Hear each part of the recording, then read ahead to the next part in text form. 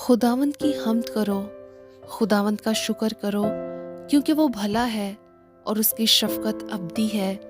कौन खुदावंद की कुदरत के कामों को बयान कर सकता है या उसकी पूरी सिताइश सुना सकता है।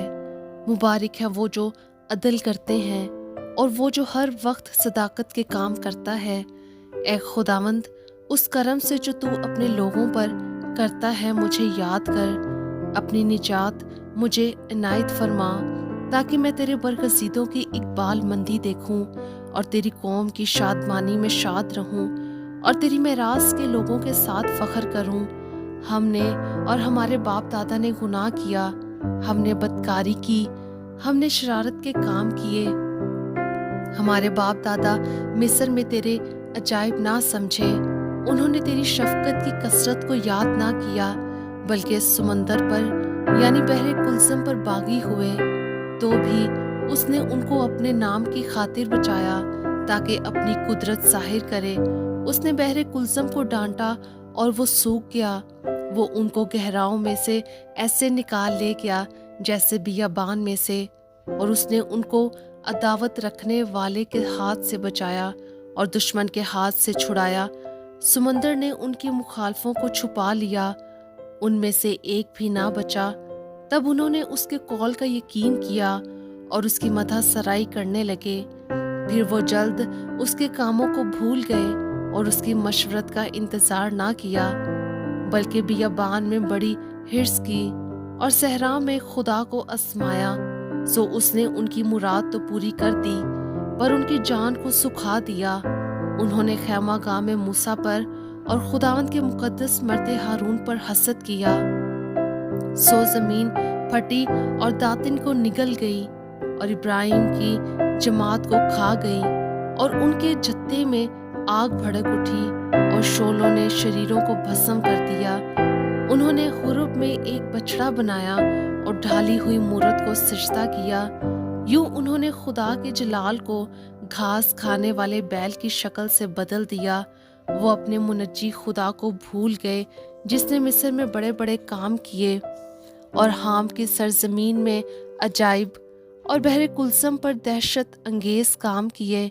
इसलिए उसने फरमाया, मैं उनको हलाक कर डालता, अगर मेरा बरगज़ीदा मूसा मेरे हजूर बीच में ना आता कि मेरे कहर को टाल दे, ताना हो कि मैं उनको हलाक करूं। और उन्होंने उस सरहाने मुल्क को हकीर जाना और उसके कौल का यकीन ना किया, बल्कि वो अपने डेरों में बड़बड़ाए और खुदावंद की बात ना मानी।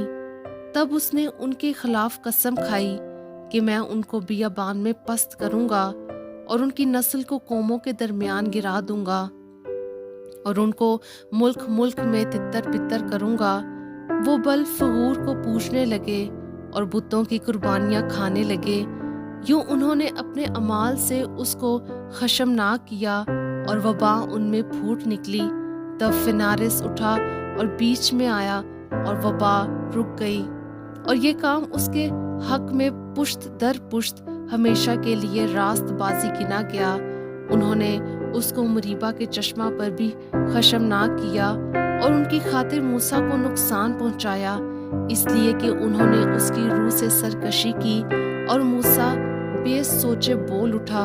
उन्होंने उन कौमों को हलाक ना किया जैसा खुदावंद ने उनको हुक्म दिया था, बल्कि उन कौमों के साथ मिल गए और उनके से काम सीख गए और उनके बुतों की परस्तिश करने लगे, जो उनके लिए फंदा बन गए।